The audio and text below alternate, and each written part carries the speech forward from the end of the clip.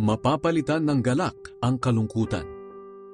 Sandaling panahon na lang at hindi nyo na ako makikita. At pagkatapos ng kaunti pang panahon ay makikita nyo akong muli. Nagtanungan ng ilan sa mga tagasunod niya. Ano kaya ang ibig niyang sabihin? Bakit niya sinabing sandaling panahon na lang at hindi na natin siya makikita? At pagkatapos ng kaunti pang panahon ay makikita natin siyang muli. Sinabi pa niya na ang dahilan kung bakit hindi na natin siya makikita ay dahil babalik na siya sa kanyang ama. Ano kaya ang ibig niyang sabihin sa sandaling panahon?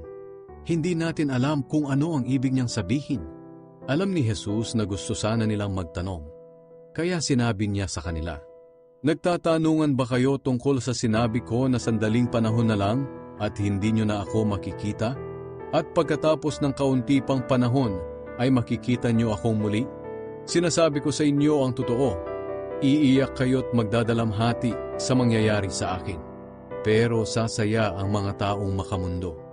Malulungkot kayo, pero ang kalungkutan ninyo ay mapapalitan ng kagalakan. Katulad ito ng isang babaeng naghihirap dahil malapit ng manganak. Pero pagkasilang ng sanggol, nakakalimutan na niya ang lahat ng hirap dahil sa kagalakan, sapagkat naisilang na niya ang sanggol dito sa mundo.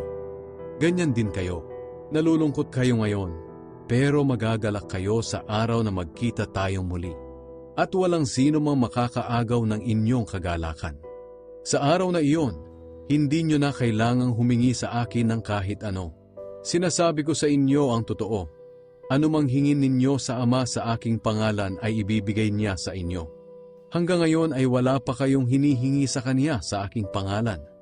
Humingi kayo at makakatanggap kayo, para malubos ang inyong kagalakan." Pag dumaan to sa FYP mo, pwede ba kitang maging supporter?